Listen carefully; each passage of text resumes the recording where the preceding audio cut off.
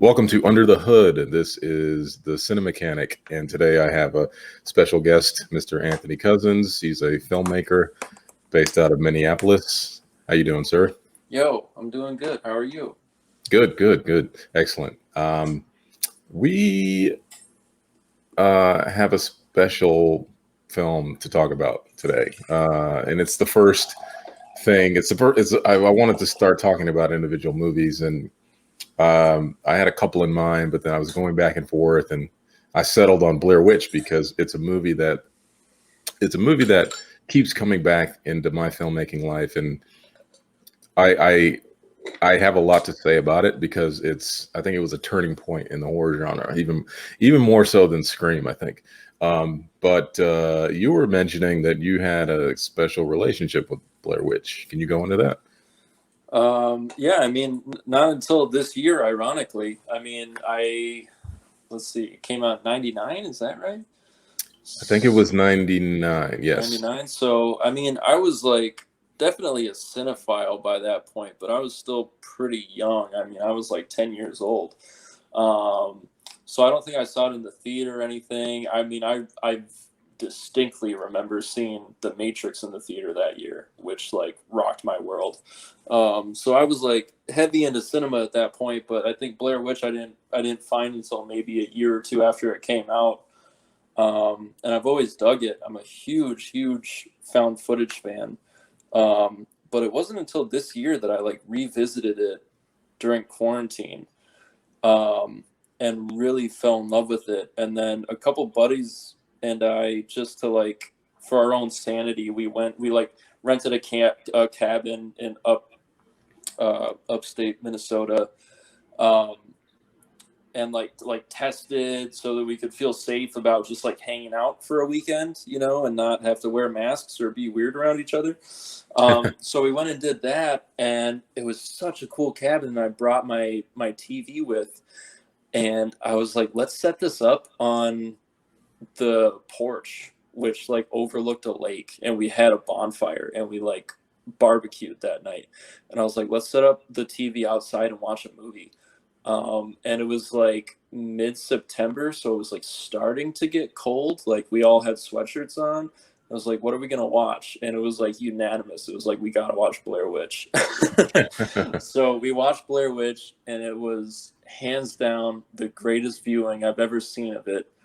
And then something we don't have to talk about unless you want to is like, we were so pumped that the next night we were like, none of us had ever seen Book of Shadows, and we were like, we gotta watch Book of Shadows right now. Like, we're so pumped.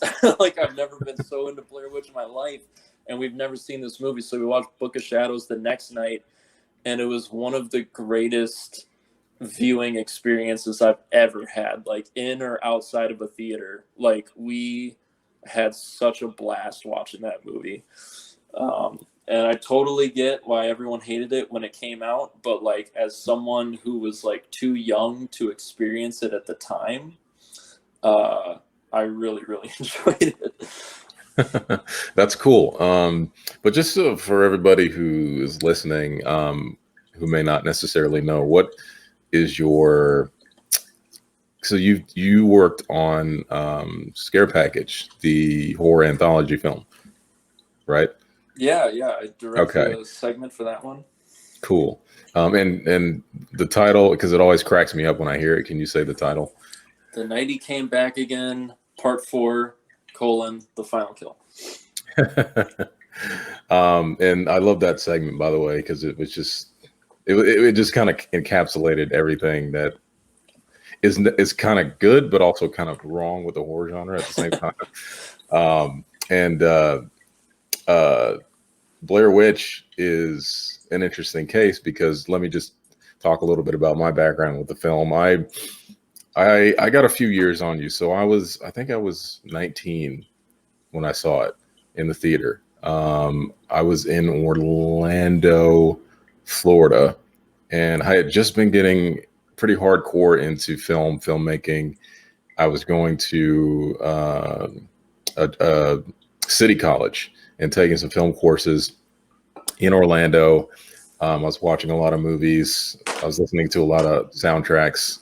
And then there was this, I don't necessarily remember the details about the website, but I do remember a distinct building up of anticipation about this movie called Blair Witch Project. And the basis for it was this website that you could go to and you could check it out. And it was basically a rundown of how this experience was apparently like a real thing, and it happened to these filmmakers who were like making a movie and they got lost in the woods and their footage was found and somebody had put it together and then they were going to show it in theaters.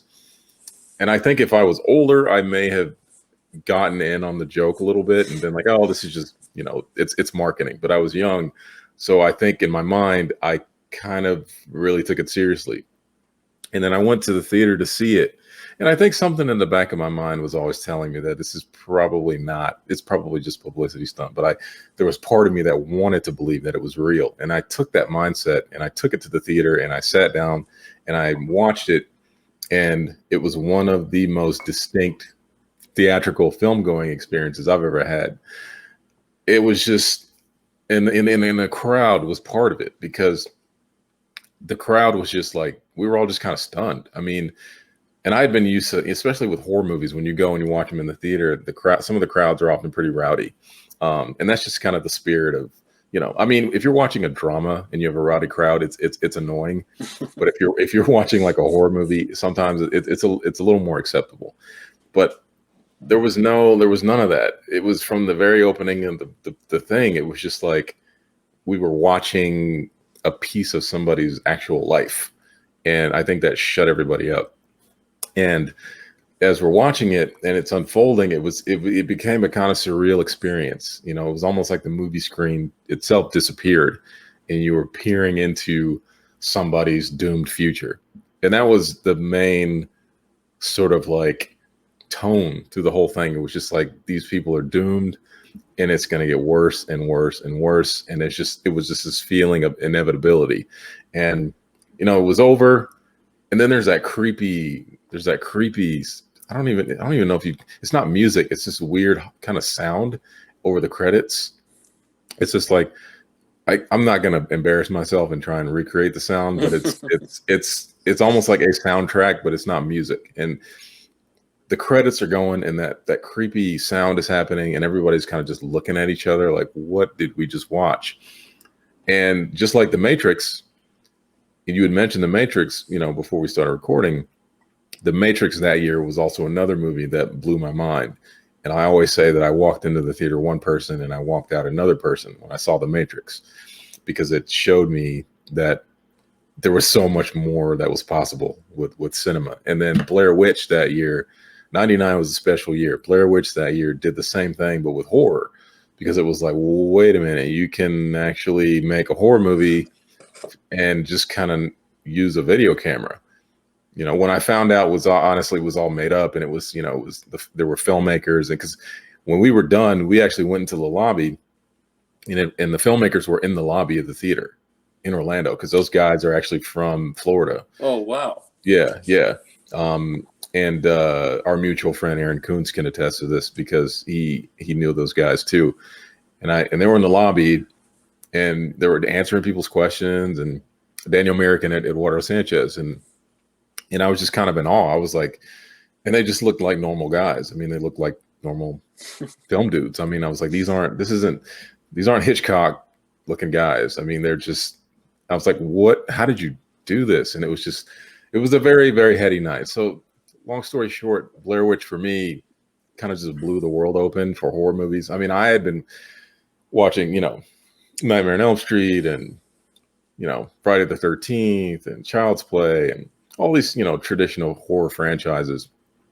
And I hadn't really been exposed to some of the more avant-garde stuff. And then Blair Witch totally falls in that category. And the crazy thing is it made like $100 million. I mean, it blew up in the box office. It was this huge phenomenon. And it was a double-edged sword, because it started the found footage thing, but then I think people weren't necessarily prepared to take advantage of that. And then you saw a bunch of found footage movies that a lot of them didn't necessarily need to be found footage. Mm-hmm. So can you just talk a little bit about when you saw, I mean, you saw Blair Witch, and then I think it didn't make that big of an impression on you, right? The first time? Probably not, honestly. Like I almost more so, it's weird when you think that far back into your memory, like when you were a kid, like I don't know, stuff sticks with you that aren't really specific memories, but like I distinctly remember the Blair Witch part of Scary Movie, because I think like Scary Movie probably made more of an impact on me at the time than the Blair Witch actually did. Right. Which is I don't know, unfortunate maybe, but I was 10, so I Sure, just couldn't. It's unfortunate. As much as I love found footage, it kind of bums me out that I wasn't like aware enough to fully appreciate Blair Witch when it came out. I think the closest thing I'll ever get was when Paranormal Activity came out, which is still at that point, basically after the Blair Witch, anything that comes after that, I think you're going to have a really hard time recreating that sense of disbelief that like you said, like everyone at the time thought there's a little piece of everybody that thought maybe this is real, and that was what the phenomenon came from. And I think that's kind of gone. I'm not sure if you can recreate that, but Paranormal Activity, there was no sense of disbelief. We all knew it was a movie, but it was still just like the hype around that was so exciting. And that was funny. When I went and saw that in the theater, I was like, yeah, that was okay. A little overrated. And then when I got home, I could not sleep that night. And like, was this for Blair Witch or for Paranormal? For Paranormal. Oh, okay. And it was like every sound that I heard that night like freaked me the fuck out. And I slept with lights on, and I was like, damn, that is the power of found footage, is not even necessarily scaring you in the moment, but it definitely stays with you, like because there is a little part of you that wants to believe it's maybe real, like it follows you home. Right. Yeah, no, absolutely. So, I mean, you mentioned something that was, I think, pretty interesting, is that the phenomenon of Blair Witch, you can't necessarily recreate that anymore.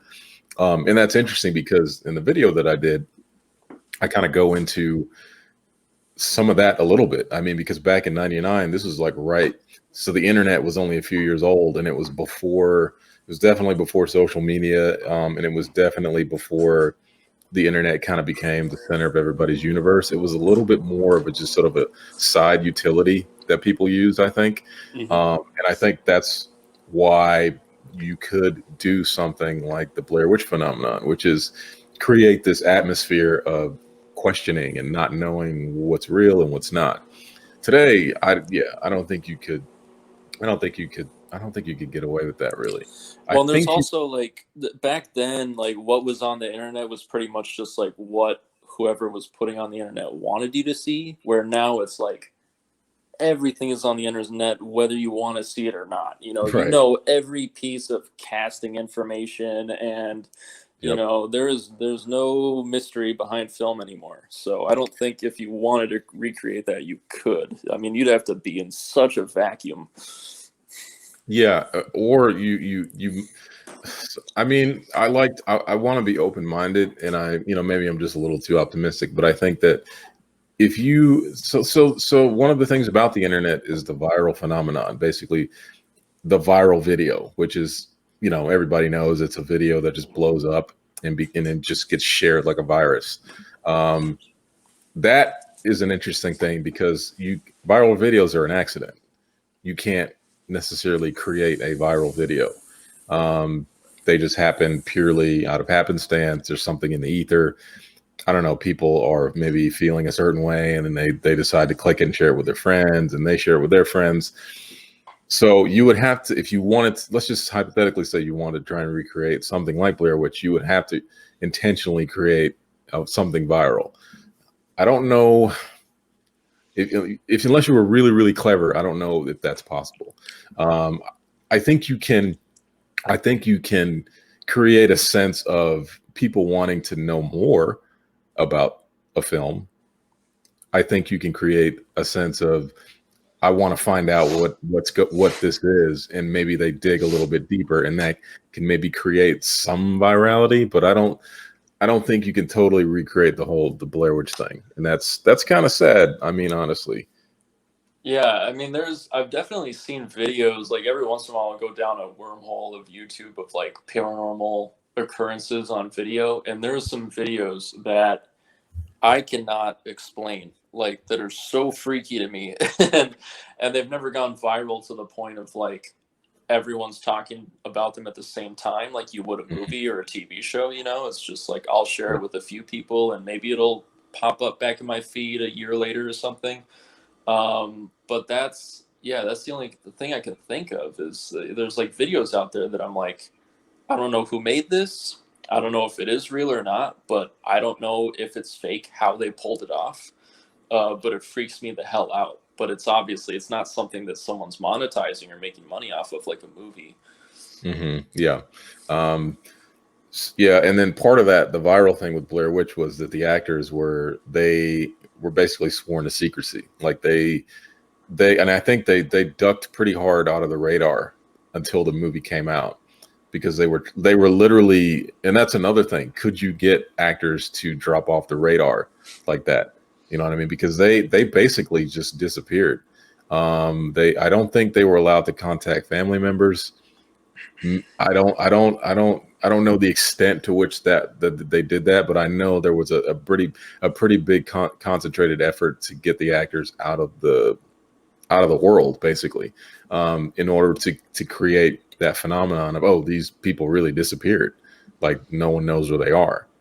So that's another thing. I don't even know if you could do that today, because and the key to that was, I think the actors, the people that they cast were pretty great. They were pretty new. I mean, I think Heather Donahue had done like some commercials or something, but I don't think that, none of them were necessarily prolific actors. So I think that was part of them kind of getting caught up in the whole, oh, this is a cool thing that, we're part of. And I think it made them a little bit more accepting of the fact that they had to drop off the radar. And then that was part of it, because you had these like, I think there was a missing poster that they created with their faces on it, and I think they put that on the website. And that was another thing, because it was like, and that was back when with the internet, you couldn't necessarily just find somebody online. Like people were harder to find out, because not everybody had a profile. So today, if you tried to do that, like, and you click on the actor's Twitter or Facebook or something, and then maybe you see, oh, they deleted their Twitter account, so that means, they're trying to create something.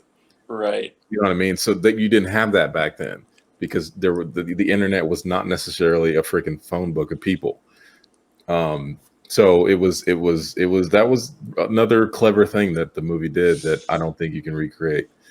Yeah, I mean, now that you put it that way, I'm like, you could. It's just it was so much easier. Like you said, it's so much easier back then to disappear without much questioning about where you went. Whereas like today, if you wanted to do that, the better thing to do would be to lean into it, which just takes so much more producing and time and thought. But like you could, I mean, literally with your social media presence, make people think that you're obsessing about this weird thing that you're going to go make a documentary about. Mm-hmm. And then like maybe Facebook Live, the first day that you're like in this new town while you're making this documentary, and then go silent and then disappear. Right, And I right. mean, it could be really, really cool. The thing is just like how hard it is to disappear without any questioning these days. Like Mhm. with the internet, with social media, it's like, I don't know at what point you've crossed the line of entertainment into like something a little more malicious, Right. to like how far are you willing to go to make people believe this is real without it not really being entertainment anymore and really freaking people out. Right. Yeah, yeah, yeah. You could. Yeah, we're definitely in an age of, shall we say, snowflake behavior, and things not necessarily going over as well. Because back then it was different. I mean, people were a lot more willing to accept weird stuff like that. You know what I mean? Oh, wait, it's this crazy publicity stunt they pulled. Oh, that's cool. today you might get some outrage. You might get, oh, this is exploitation, and you made me believe that this was true and it wasn't. I mean, I could totally see that happening. You know what I mean? But yeah, that was again something about the different times that, you know, we're in versus when Blair Witch came out. Go back a little bit. I want to go back a little bit to the actors, because that was another thing that really struck me was, so when you're watching Blair Witch, it's obvious it's a video camera interspersed with black and white 16 millimeter, but it's obvious that these people are recording themselves making a movie. But the actors are, it's seamless because they're acting, but it doesn't seem like they're acting. They seem like they're just not acting. You know what I mean? Even though they're clear. And I learned this later, was that the filmmakers would, I think there was a bare bones outline or something, but there was definitely not a script.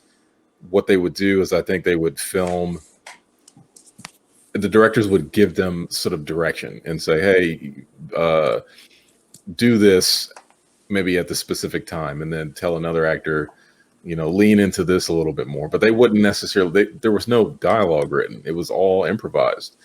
And to me, that's amazing, because when I watch it, it's so deeply just performance art. I mean, it's almost to the point where it feels like they're not acting. Even though they are acting, they're totally acting. And that just adds to the illusion of the film, of the moment, because it's like, well, wait, that sucks you in even more, because they're not doing anything. They're not chewing scenery. They're not mugging for the camera. They're not doing any actory things. And that made you buy it more. As opposed to today, with a lot of found footage, I find, especially after Blair Witch, you would get people who looked like they were acting. You know what I mean? And it was all based on, and it's like, well, this is supposed to be found footage. I understand that it's found footage and it's obviously not real, but the conceit of found footage, I think, kind of needs a little bit more dedication than some filmmakers and actors are willing to go to for the performances, because that was a key thing in Blair Witch, was the acting was just non-acting. It just seemed like it was being captured, and that just made it creepier. Yeah, absolutely. And that's kind of, I mean, it's weird. Like, when you talk about directing, like, it's really, I don't know, if directing is such a fascinating subject, you know, like every other department, it's kind of clear cut what you do. But directing, depending on who you talk to, what a director does or what a director focuses on, you know, people talk about an actor's director or a technical director or, you know, an auteur or whatever. I mean, it's like kind of malleable.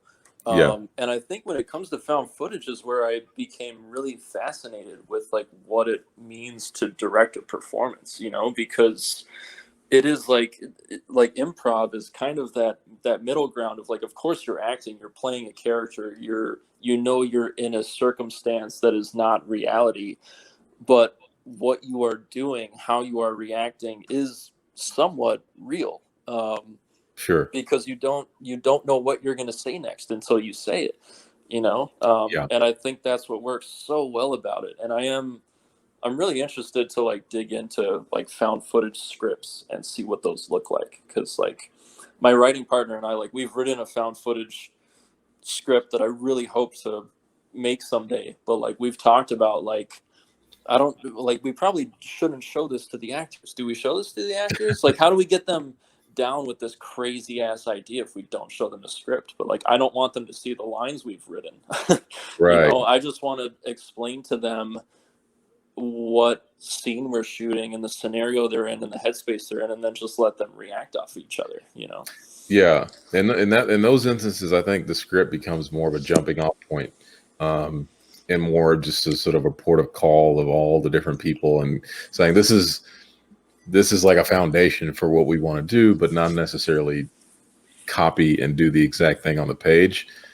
You know what I mean? Like, almost like it's an inspiration to create further discussion and create performances. You know what I mean? Because one of the things that I went to film school, and we had a class called Directing Actors, and we had a bunch of directing students in the class, and I was one of them. And the class basically was made up of directors trying to act, because we had to direct actors, and a lot of us didn't know how to direct actors. So the situation would be, we'd come in, create a scenario out of nothing. Like, maybe 3 or 4 of us would go away, create a scenario, get some props, and just do a scene on the fly, not rehearsed, not written, nothing. It really gave us a deep look into the abyss that is acting, because it freaked us out, because we didn't, it's like, okay, when you're a kid, you play pretend, run around cowboys and Indians or karate, whatever, kicking things, and you're not aware that you're doing anything other than having fun. But when you're in a class like that and you're improvising, you're in front of other people, so you're performing. So you had to find a way to kind of get rid of that and just focus on what your motivation was, and then that the dialogue would come out of that. And a weird thing would happen, because I remember we were doing a scene. It was me and 2 other guys, and the scenario was that it was my brother and his friend, and I was like a crackhead. I was a drug addict, and I was coming to ask my brother for more money so I can get my fix. And his friend did not like me at all, and his friend did not want me there. So that was kind of all the motivations. And then my brother, I think, was kind of torn or something. So I would come in the room. They're sitting down watching TV, and my goal was to get money from him, however I could do that, or to get money for drugs, however I could do that. And I would come in, we'd do it a few times, and then I would say some stuff, and it sounded stupid to me, and I was getting frustrated. And then we did a take where something just clicked. I don't know. I just kind of I said, fuck it, I'm just gonna do whatever. I don't care. And then I really started to feel like I was the guy, you know what I mean? And I needed drugs, and and then I did an improv thing where I stole the VCR from the TV and ran out of the room with it. And everybody kind of clapped, and again, it was just like, it was almost like an out of body experience, because I was like, I did it because I felt like I needed to do it to get drugs, but I wasn't thinking about it. It was weird. And I was like, oh, so this, I kind of get, I think what acting is a little bit. And that was with Blair Witch. Again, one of the things that I felt, because Blair Witch came out a few years before I was in this class. And I was like, man, that's what Blair Witch kind of felt like. It felt like people who were just in the zone, and they were on this journey, and they were just kind of going with their gut instinct and pulling off these amazingly intuitive performances. And then the creepy stuff would happen later. And fun fact, that was the filmmakers, they're out in the middle of the woods with them, and then at night they would make all these noises in the bush essentially, and freak the actors out and stuff. And it's like, again, that's another thing where if you're an actor, you don't necessarily have to act, because you're in the middle of the woods, it's dark, it's a movie, but it's maybe part of your mind going, shit, maybe there is something actually out there. And you could see that on the actors' faces. Like, you could just see it. It was great.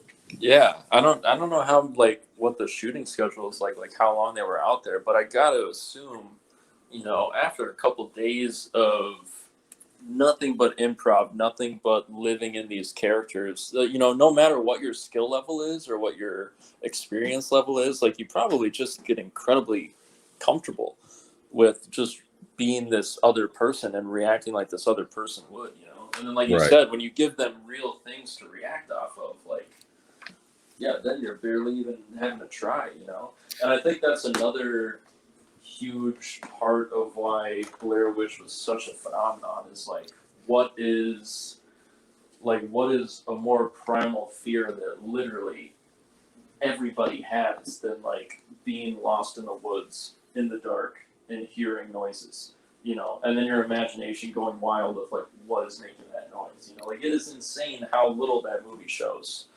Oh yeah, absolutely. It's like the definition of holding back, because, like, especially, like, and that's where the conceit of just a found footage movie comes in. It's like they're holding a camera, they can't do a wide shot. They, like, sometimes some found footage movies try and do that, because I was watching, like, The Bay. It's this found footage movie. It takes place near like a seaside town or something, and then there's this sort of viral outbreak, and they would actually find clever ways to put the camera in different spots, like surveillance style, so you could kind of get wide shots. Mm-hmm. So, but I always kind of felt that was a little bit of a cheat. Not really, but kind of, because it was, again, my go-to was always Blair Witch, because you couldn't get a wide shot necessarily. You could be back with the camera, but you're still kind of focused on a character or something, or when Josh is trying to cross a log or something. But you get these shots of the camera being low and stick up her nose when she's in the tent. That famous shot where she's like crying and apologizing to her parents, and because she literally thinks she's gonna die. And I think that's one of the great horror performances. Like just right up there with Jamie Lee Curtis and Halloween and Janet Leigh and Psycho and stuff. But yeah, that was, again, and then the lens is getting fogged up, and you're seeing an actor who it's all raw. It's totally raw. And I was like, man, like they look like they know they're going to die. Yeah, I mean, you can't get more intimate than that, Right. Like, I mean, like, that's kind of part of what horror is like, horror in a lot of ways is like the most intimate genre, because you're seeing people like at their rawest, or you're supposed to be, Yeah. And like how more raw can you get than seeing someone like confessing or saying their goodbyes or whatever when they think they're about to die. Right. Yeah, no, totally. Like with horror, you're definitely always seeing people at the seat of their pants, in a life or death situation. I mean, you get that in something, in action movies, but with horror, I think it's way more. It's way more sort of psychologically deeper, because you're going to dark places, and the fear of death is, I think, I'll taken a lot more seriously, because in an action movie, it's like, oh, okay, it's Bruce Willis or whatever, and he's going to get out of this, or it's John Wick or whatever. With horror, it's like, oh, people that you may like are actually going to die. There's no necessarily no John Wick or John McClane of horror. It's always just it. And that's the great thing about horror is there are horror franchises, but I think they're always a lot more willing to sort of go back and start over from the beginning and do something. There's a lot of original horror movies out there, and like, I think that one of the things about Blair Witch that made it special was that it came out in theaters. Today, it's a lot more about streaming, and you don't get as much of that exposure necessarily, even though movies may deserve to have a theatrical release. Not all of them do. And I think with the first Blair Witch, it was an event, because there was no streaming. I mean, it was all like either theatrical and then it comes out on video. Yeah. And with Blair Witch, it made it that much more impressionable to people, because the only way you could see it when it first came out was in a theater. And then that even hyped up the video release. So people who hadn't seen it, they're, oh shit, I got to see this crazy movie they're talking about, Blair Witch. I think today it's unfortunate, because even when a movie comes out in theaters, if it's good and people may like it or whatever, but when it comes to streaming, it does kind of get buried in the glut of content that is on all these streaming platforms. Mm-hmm. And I think it isn't like the old days when you had Blockbuster, because I worked at Blockbuster. I remember those days. If you wanted to watch a video or a movie and it wasn't in theaters, you had to go to the video store, or you had HBO or something. But a lot of people did go to the video store, and you had to sort of browse the aisles. You had to think about it. You would go maybe ask the clerk, hey, what do you recommend? It was a lot more social to go out and get a movie. And I'm kind of going on a little bit of a rant here, but bear with me. It was a lot more social. To me, it was a lot more special. And it was great, because you don't have video stores anymore. I mean, you have mom and pop shops some places, but the video store as a phenomenon is completely gone. And when I worked at Blockbuster, it was great, because I got to talk to people and I got to share my love of cinema. and say, hey man, you need to check this movie out. This is, oh really, like what is it? Oh yeah, it's this crazy thing, and I won't give away the ending, but it kind of reminds me of this other movie. It's like, oh yeah, I saw that. And you create these relationships that you can have that stuff on social media to a degree, but I think talking face to face with people, I'm old fashioned. Talking face to face with people is, like, to me, just a lot. I prefer that a lot more than social media conversations. So to me, it was just a special time, man. And not to sound like an old grumpy man or anything, but I do miss those days. Yeah, absolutely. And it was also like it wasn't like today where the new season of Stranger Things hits Netflix and we can all watch it at once. It was like you got to go Right. to the Blockbuster and hope to God that Yep. all 5 copies of Blair Witch aren't sold out. And Yep. then you got to wait 2 more days to check back in, or 5 more days. Yep. And there's I don't know, like the thing that I love about horror and specifically found footage is it is evolving with the times, like Host coming out during Yeah. this year, this Yeah. COVID quarantine time. Like, man, what a great. And I still I'm like I love that you guys are all loving Host, but Unfriended did it also, and Unfriended was awesome. But still, like, how cool that that's how you should watch it. Like it wouldn't be the same in the theater. Like you should watch it like in Hmm. quarantine by yourself at home on the computer that you Zoom on. Um, Oh yeah. Yeah. yeah, I've had some definitely some creepy. Not sorry to cut you off, but I've definitely had some creepy home experiences with horror films. I mean, that was like how I experienced Aliens for the first time, was at home. I can't remember if we rented it or if it was on TV. I think it was on TV, but there was just something about like a small freaking tube TV, and just all your attention was focused on it. It's interesting because, like, when you go to a theater, the screen completely overwhelms, it dominates everything. But when you're at home, you have to intentionally kind of focus on a smaller spot. mm-hmm. You have to focus on a TV, and I think that kind of it creates an interesting relationship between you and the movie. And when I saw Aliens, and it was grainy, and it wasn't like, we didn't have HD back then. It was basically standard definition. So, but that it made your imagination have to compensate all the much more. Yeah. And when that happens, you can create crazy scenarios in your head that the filmmaker never can do. Yeah, and there's movies that should be watched that way, honestly, that are maybe better that way, like The Ring or Videodrome. I don't know if they have the same power if you watch them in the theater versus at home. Especially in the days that you would have popped in a VHS for those movies. Sure. The thing that I think streaming, this is more specifically for series, is like I really dislike the fact that some streaming services drop all their series all at once, because then the conversation is like loud and lasts for like 2 days and then it's over.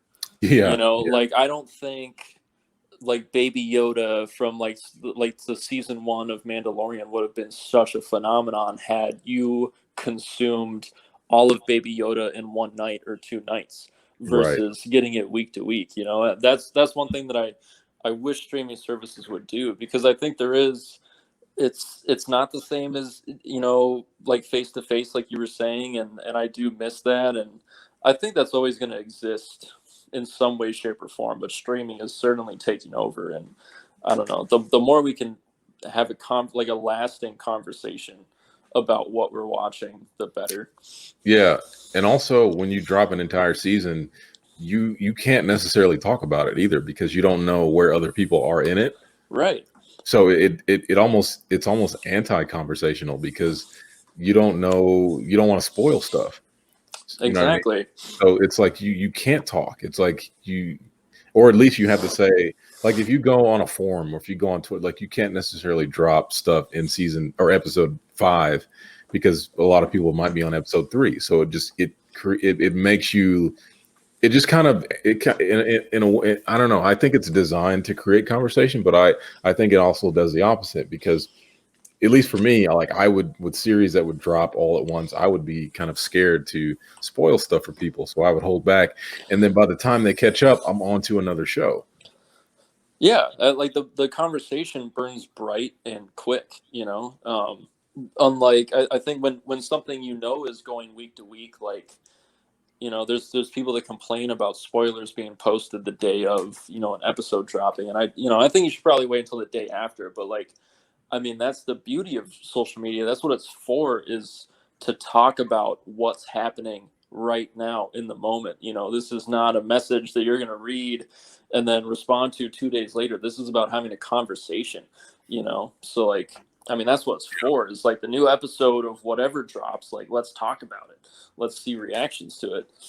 And some of that's just like you said, gone when you don't know where everyone's at. And there's like, I mean, it's just so, it kind of takes the excitement out of it for me when like a new season of something drops and I'm like, I was so stoked for it. And then I see the next morning, there's already a complete season review from some website, and I'm like, oh man, like Yeah. it's just like the immediacy of like, oh, we got to watch that right away. It's kind of gone.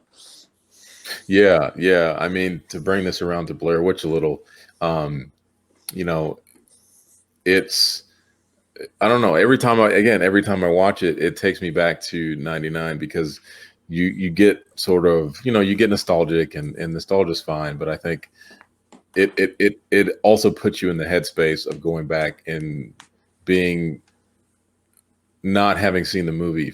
You know what I mean? Like, it's like you watch it and there's something about it that, it's like, to me, it's also with like Kubrick's movies, kind of like The Shining too, is every time I watch it, it's almost like I'm seeing it for the first time.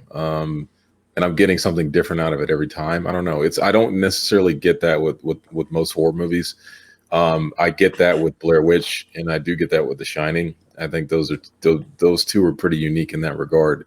And I think the reason is with Blair Witch is that it's so against the grain. It's not, again, it's back to the performances, and again, they're anti-performances. They're just sort of people. They're people in a situation, and they're doing what they can. They're not necessarily trying to impress you with their acting. They're just being. And that always, there's just something about that puts me in the headspace to experience it again, but not necessarily from the point of view of, oh, I want to relive this moment, which I do with a lot of horror movies. Like when I put on, Nightmare on Elm Street 3, is like, oh, I can't wait to get to the part where, he's the wizard master, or, the ending and stuff.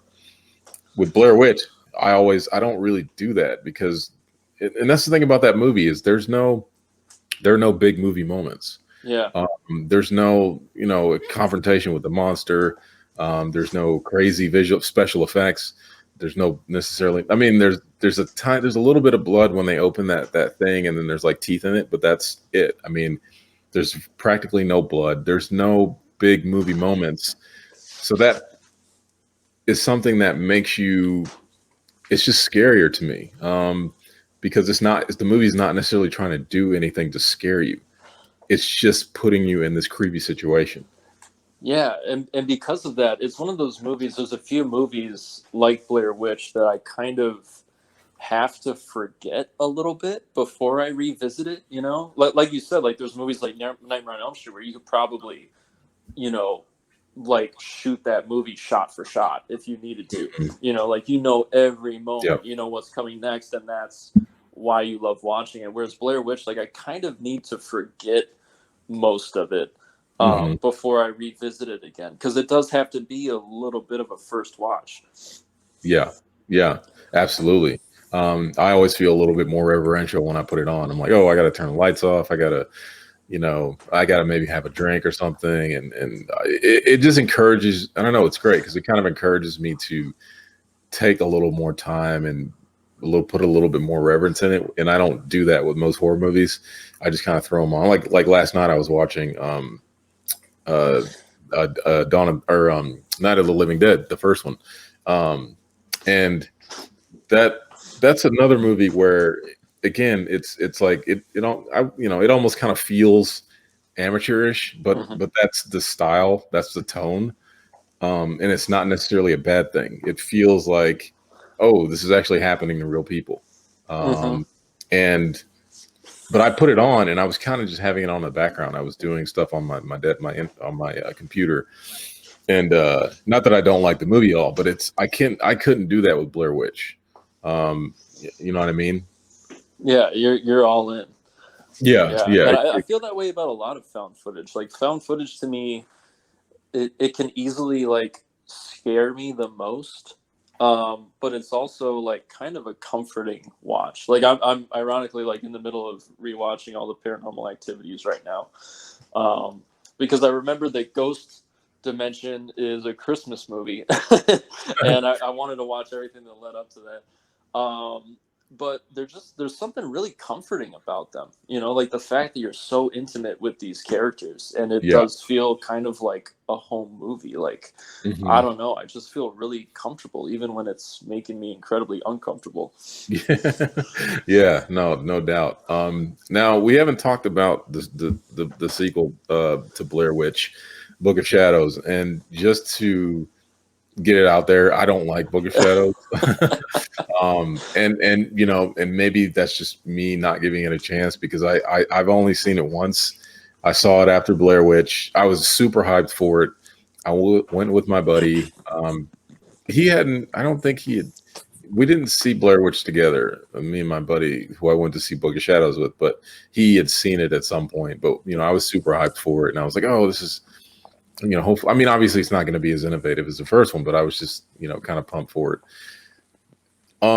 And I think, maybe I'm not being fair to it because it's difficult, man. Like, how do you follow up a movie like Blair Witch? It's hard. It's difficult. You almost can't. You have to do something entirely different. And I think that's what they did, and I wasn't prepared for it. You know what I'm saying? Mm-hmm. Yeah, I mean, I highly, highly doubt if I was 19 at the time that Blair Witch came out. I don't think there's any chance in hell I would have uh, appreciated or accepted Book of Shadows. I think, I mean, like a lot of movies, the beautiful thing about movies is sometimes it's not just the movie, but it's how you watch it. It's like who you watch it with, Yep. where you watch it, like what mindset you're in. And for me, I was just in the most perfect like place and with the most perfect people to fully embrace what that movie is for what it is and just love the shit out of it. And this was in 2020, like almost 20 years after it came out. Well, So I was that night the first night you watched Book of Shadows? yeah, I'd never, so we, all three of us or four of us had never seen it before. Oh, okay. And we unanimously across the board loved it.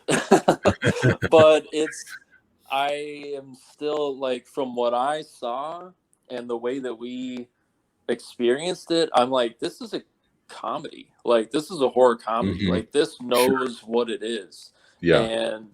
And I think it's doing it wonderfully and it's hilarious. Hmm. But it's also something that's so of its time. It's so like early 2000s, in all Yeah. the best beautiful ways that I don't know if you can appreciate when you're in the middle of that era. But like now that it plays as a period piece, as weird as that is, like Hmm. it worked so well for us because we lived during that time and miss it. And this was just like the fact that none of us had ever seen it before. It was just kind of like time traveling, Yeah. but I don't know. I thought it was funny as hell. And like you said, I don't know what you do. Like I mean, that's a catch-22. You can't not make a sequel off of Blair Witch. You can't not try to franchise that. But also, what the hell can you do? I mean, that's a phenomenon. And the Yeah. funny thing to me is that they got documentary filmmakers for the sequel and then didn't do found footage. That's so funny. Oh, yeah, that's right. I remember that now. Yeah, because I haven't revisited Book of Shadows. I mean, I was always just kind of burned by that first showing, and I was like, oh, I'm not gonna go and watch this again. Um, and then yeah, so I need to probably, I might even just watch it tonight just to see if I because there are tons of movies I've watched a first time, hated, and then watched it again. I'm like, oh, okay, this is actually pretty good. Um, and to me, and I have a philosophy in cinema, which is it's fine to like something. I like a lot of bad movies, but that doesn't necessarily mean it's good. Right. You know what I mean? And I also hate some movies that are actually good that I acknowledge that are good. I just don't necessarily like them. So I'm always pretty open minded. Sure. I mean, it's a tough situation. I'm kind of like where I fall is like, you know, ultimately the objective of a movie is to entertain, you know, and if it entertains me in the right ways that it means to, then I guess it's a good movie, you know. But then, like you said, there's movies that are like Oscar movies that are just like beautifully crafted, that I watch and I'm just like bored to tears, or it just makes me feel Yeah. like shit, and I'm just kind of like, I wish I hadn't watched that. And I'm like, I guess it's a good movie. It was like well acted and well put together, but I certainly did not enjoy myself. Right. Yeah. No, I think film in particular is a weird one because you can have these wild swings and reactions to stuff. As opposed to a painting where, let's say a painting. I mean, obviously, I look at a painting and I'm like, I can admire it and I go, oh, that's cool. And I see something that I'm not necessarily into, but I don't necessarily have a visceral reaction to a bad painting, let's say, like I do to a bad movie versus a good movie. There's a huge range of emotions that happen when you watch a movie. And some of them can be bad, some of them can be good. Like when I saw Hereditary, a lot of negative emotions, but that's just the point, honestly. I mean, and that was like, oh shit, this is actually what I'm supposed to be feeling. And I'd love to see Ari Aster almost tackle a found footage movie. Oh my god, that'd be crazy. Yeah.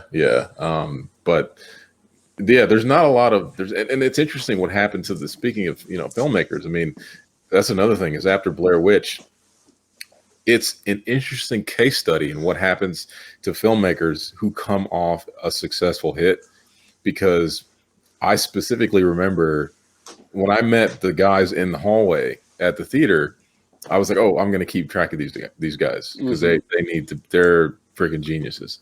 And then I was kind of like waiting, and then Book of Shadows came out, and then it was like, and then they did some other movies, but it was, you almost never really heard from them that much. You know what I mean? They made stuff, but they didn't go on to become like the next, Wes Craven, let's say, or Sam Raimi or whatever. And I always thought that was interesting because it's like, I think I read this article where like they both made like a ton of money off of Blair Witch, just in terms of what they were owed and back points or whatever, like millions and millions of dollars. And they, I think one guy bought like a Porsche and like a nice house, and it was like, and I was like, oh shit, this is kind of the dream. But then it was like, well, they kind of, and like newspapers and articles made a big deal of this. Oh, they kind of, it sucks, but the thinking was that they failed. You know what I mean? Like they didn't follow it up with some big, huge horror hit. And it's like, you can't expect that of people because it's Blair Witch is like a once in a lifetime thing. You know what I'm saying? I mean, it's a pitfall that a lot of filmmakers, especially horror filmmakers, have fallen into. And it's also to like plug another podcast. Like, have you ever listened to Best Movies Never Made? I'm aware of it, but I don't think I've watched it. It's so good. There's like so many super interesting episodes, but there's one that had Eduardo Sanchez on that talked about the making of Blair Witch, the potential ideas that came after that, like for prequels and sequels, and then what they wanted to do next, which was like kind of a like Naked Gun airplane style comedy. Really? That I'm pretty sure never got made. And it's just like, I mean, when you look at what they've done since, I mean, they really did not want to do another horror movie next. And then pretty much all they've done since Blair Witch is horror, right? but nothing successful. And so I Right. wonder if they've just never had the opportunity to make anything that they were passionate about again, which is super unfortunate. Yeah, that's one of the things I read in one of these articles was, I think, I mean, this freaking was, I mean, it was kind of funny, but it was also kind of sad.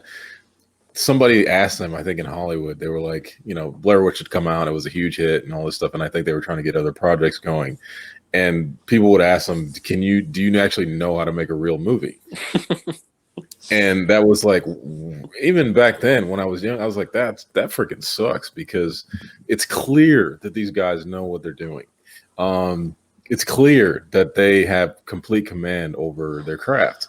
They made something that is an anti-movie, so to speak, but they did it intentionally, and they made an anti-movie that became an amazing movie.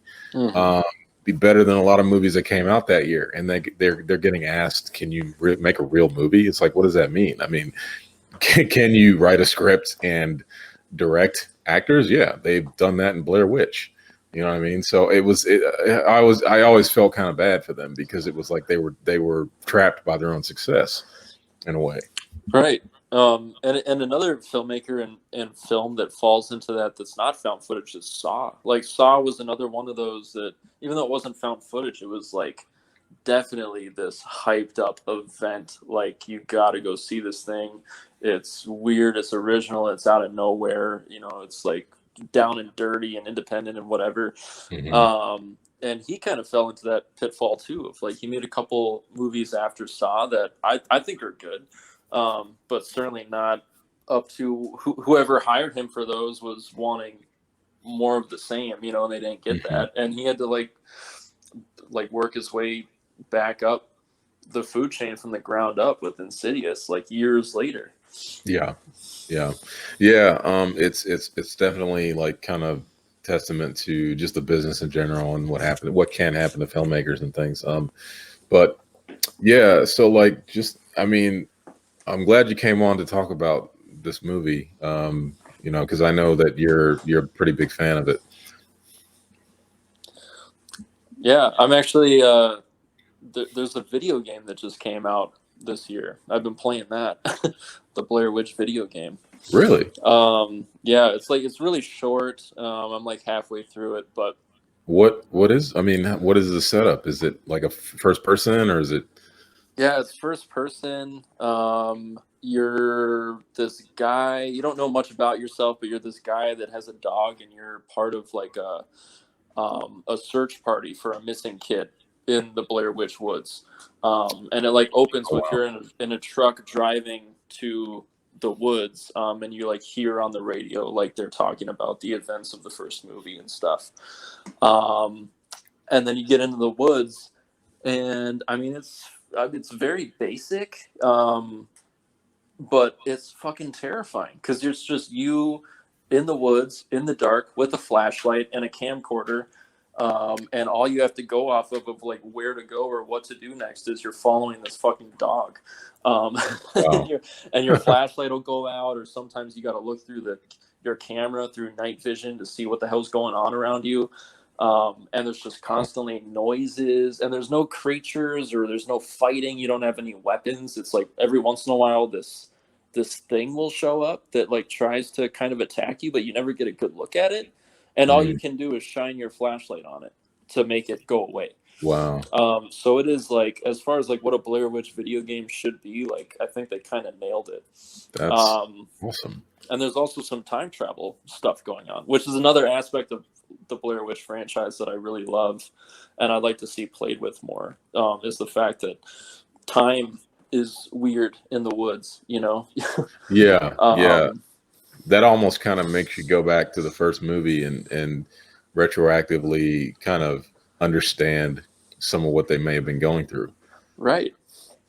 Yeah. Because when you're watching it, it does really seem like, because in the beginning they do seem like they know where they're going, you know what I mean? And it's like, and then suddenly they just kind of don't. Yeah, and it's wild. Like you could watch the first movie, and you could assume that maybe at some point during their time in those woods, they're in a whole different time period. You know, they might be years in the past or years in the future, or who knows. And that's something you know, I think the Blair Witch, like the 2013 or whenever it was, I think it did some things right, or it did some interesting things, and one of them was playing more with the time aspect. That's just something I'd like to see go all the way. Like the way I like Book of Shadows, I like big swings. And I'd like to see a found footage movie where like kids go into those Blair Witch Woods with a camcorder and fucking time travel back to like the the 1600s or something, and like Right. we get the found footage origin story of the Blair Witch through a camcorder. Wow, that would be actually kind of fantastic, I think. Yeah, Um, I'd watch it. I don't know. yeah, no, I think I would watch it too. But man, I appreciate you coming on, dude. Yeah, thanks for having me. Yeah, this was a lot of fun. Yeah, man, anytime.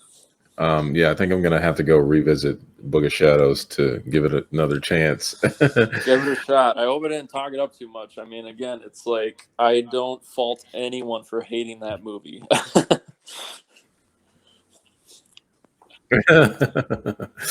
Yeah, I mean, I'm I don't know, like I almost just want to watch it again just because I kind of forgot a lot of it too. I mean, there are certain snatches of images in my head, and I kind of remember the basic plot, but I kind of just want to get back into that time period. Again, like I'm a bit nostalgic for the 90s and the early 2000s, because to me that was like, I don't know, there's something comforting about that era with film and stuff. Yeah, I mean, well, this might be your chance to come around then. I mean, and I'd Yeah. highly suggest like going in assuming, like I did, that they meant to make a horror comedy, and For laughing at it sure. when they want you to. Yeah, for sure. Yeah, that's probably the best way to go into it. Well, Anthony Cousins, thanks for being on the Under the Hood program with me, and we'll catch up soon. Yeah, thanks, man. Take care. You too. Bye.